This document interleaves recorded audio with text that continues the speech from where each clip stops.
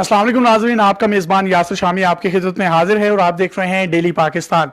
मियां मोहम्मद नवाज शरीफ जो कि साबिक वज़ीर आज़म थे और 3 दफ़ा वज़ीर आज़म रहे, अब कुछ इंकशाफात उनसे मुतल्लिक किए जा रहे हैं कि किसी मुसलमान मुल्क ने अपना किरदार अदा किया। नवाज शरीफ साहब के बच्चे उनके पास हाजिर हुए और हाजिर होने के बाद उन्होंने एक डील करवाई। वो डील कितने अरब डॉलर्स में हुई और इसमें किन किन लोगों ने अहम किरदार अदा किया, हकाइक पर मुबनी सनसनीखेज इंकशाफात उस्ताद मोहतरम इसार राना साहब से इनका तजिया भी लेंगे और उनसे पूछेंगे कि ये तमाम मामलात कब, कहाँ और कैसे तय पाए। अब मुझे बताइएगा इसार साहब, इन बातों में हकीकत कितनी है और ये इंकशाफात क्या हकाइक पर मुबनी भी होंगे या नहीं? अच्छा, बात यह कि अब तो ये बातें इतना तेज़ दौर आ गया कि छुपने वाली नहीं है। इन्होंने एक मुल्क से रब्ता नहीं किया था, ये कतर भी गए, ये सऊदी अरब। कौन गया? मियां नवाज शरीफ की फैमिली। आप मुझे बताएं कि अभी कुछ दिन पहले शहबाज शरीफ साहब अचानक बीमारी का बहाना करके लंदन गए और लंदन में वो कुछ दिन रह के वापस आ गए। ये सारे पैसों का अरेंज करने गए थे, पैसों का अरेंज कर रहे थे। एक अरसे पहले से ये डील तो तय हो गई थी और ये कह रहे थे कि हम पैसे देने को तैयार हैं, लेकिन जो शराइत थी वो तय नहीं हो रही थी। ये कहते थे कि हम रिटर्न अपॉलोजी नहीं करेंगे और हम एतराफ़ जुर्म नहीं करेंगे और पैसे दे देंगे। शहबाज शरीफ तो ये कहते थे मैं पैसे भी दे दूंगा। मैं इमरान खान साहब एक तरफ कहते हैं कि मैं मर जाऊंगा, खुदकुशी कर लूंगा, इन चोरों लुटेरों डाकुओं को उल्टा लटकाऊंगा, कभी भी मैं इनको एनआरओ नहीं दूंगा। तो वो वाली बात की तरह किससे डील हुई है फिर? इमरान खान ने तो ये करनी नहीं थी एनआरओ डील, ना इमरान खान के ये हाथ में है। इमरान खान जो कह रहा है वो बिल्कुल ठीक कह रहे हैं, उन्होंने नहीं करनी। ये डील कहीं और होनी है। ये इंटरनेशनल प्लेयर्स की एक गेम है जिसमें इंटरनेशनल प्लेयर्स जो हैं अपने एसेट्स को बचाने के लिए कुछ भी करते हैं।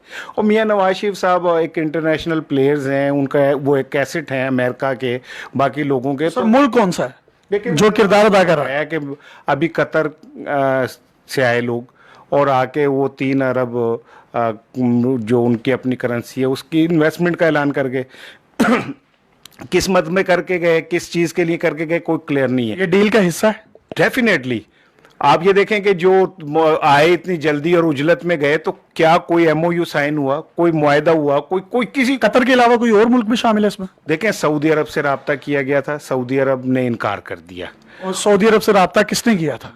मियां नवाज शरीफ साहब के दोनों बेटों ने रब्ता किया। हुसैन और हसन नवाज की बात? हुसैन ने रब्ता किया था, लेकिन सऊदी अरब ने इसमें हिस्सा बनने से इनकार कर दिया क्योंकि शाह सलमान अब इमरान खान के बहुत करीब हैं नवाज शरीफ की निस्बत, और शाह सलमान पर्सनली इमरान खान को पसंद करते हैं, तो इसलिए शाह सलमान ने रोल अदा करने से इनकार कर दिया। फिर ये बात तुर्की गई, वहाँ पे उन्होंने भी जो तुर्की के सदर हैं उन्होंने तैयब उर्दुगान ने हिमायत की नहीं। उन शहबाज शरीफ से तैयब उर्दुगान की बहुत दोस्ती है, लेकिन नवाज शरीफ से नहीं है। तो तैयब उर्दुगान हुकूमत को भी इस बात की इतला थी कि तैयब उर्दुगान से रब्ता किया गया और तैयब उर्दुगान को कहा गया कि आप बीच में पड़ें।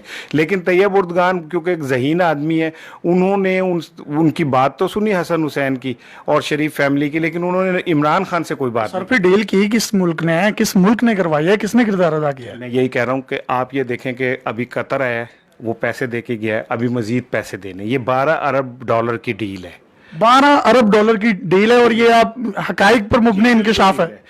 12 अरब डॉलर टाइम साबित करेगा जो आप कह रहे हैं, ठीक है। तो आप देख लीजिएगा, मियां नवाज शरीफ साहब मुल्क से बाहर जाएंगे, अब सिर्फ उनका जो कोई मखसूस इमराज हो, उनका इलाज नहीं हुआ पाकिस्तान में, किन बुनियादों पर वो बाहर जाएंगे? डेफिनेटली तिब्बी बुनियादों पे जाएंगे और बीमारी के नाम पे जाएंगे, हालांकि वो बीमार नहीं है। तो सर पाकिस्तान की जेलों में लाखों लोग जो सड़ मर रहे हैं, छोटे छोटे जुराइम में भी जो मुलविस थे, उनको ये मिलनी चाहिए फेवर आपके ख्याल से? देखो, कीड़े मकोड़ों के जिम्मे होता है मरना, ठीक है। ए जेड़े कीड़े मकोड़े ने, इन्होंने मर जाना चाहिए उनकी। ये कौन सा जी के कौन सा कोई कारनामा अंजाम देते हैं? कारनामे तो ये हैं कि आप मुल्क के वजीर आजम बने, मुल्क के खजाने को लूटें, भंबोड़ें और अपने नाखूनों से नोचें और फिर उसको अपने बेटों के नाम पे। मेरा बेटा पैदा होता है तो वो मकरूज पैदा होता है, इनका बेटा गोंगलुओं के जोड़े पैदा होते हैं तो वो खरबोपति होते हैं। क्यों?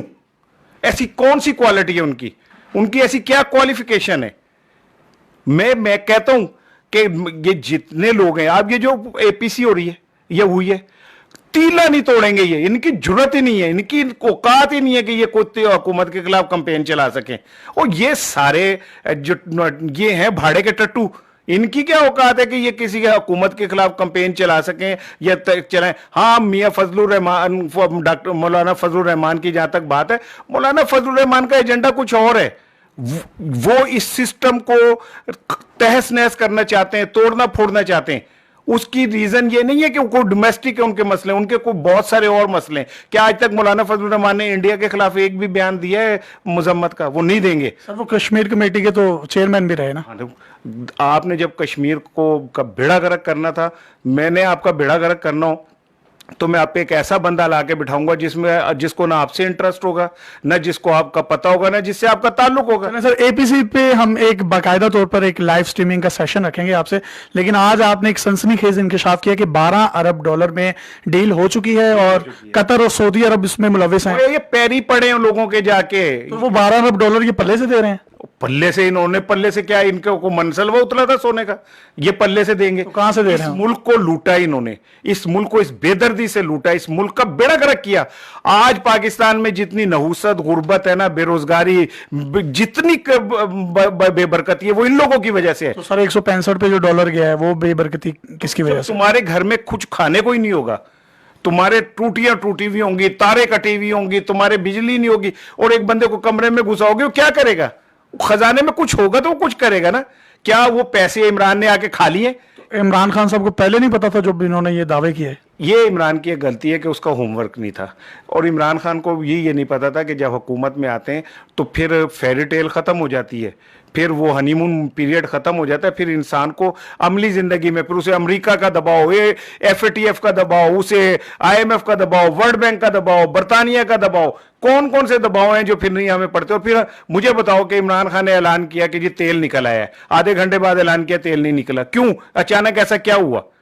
ये दबाव हैं इंटरनेशनल हमारे ऊपर कि हम अपनी मर्जी नहीं कर सकते, तेल निकल भी आए तो हम ऐलान नहीं कर सकते। यानी कि आपके कहने का मतलब है तेल निकल आया है लेकिन ये ऐलान नहीं कर रहे। पाक फौज और बैरिया वहां पे क्यों खड़ी है? इसीलिए खड़ी हुई है कि वो वहां पे वो हमारा, वो अमेरिकन कंपनी है जो तेल की तलाश कर रही है, क्या वो अपने मुल्क में जाके नहीं बताएगी कि यार तेल निकल आया है? नहीं तो दसिया है कि तेल निकल आया है, उसी ने तो बताया जो हम पे इंटरनेशनल प्रेशर आया, और इंटरनेशनल प्रेशर आने के बाद हमने वो कहा कि नहीं निकला।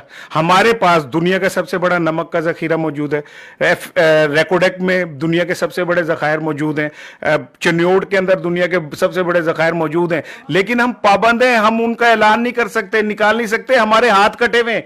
Beggars have no choice, beggar can not be chooser, beggars have no choice, beggars can not be chooser. और ये इन्होंने एक इंकशाफ किया कि 12 अरब डॉलर में जो है डील हो चुकी है नवाज शरीफ साहब की, और वो बहुत जल्द बैरून मुल्क रवाना हो जाएंगे जो सिक लीव बेसिस पर।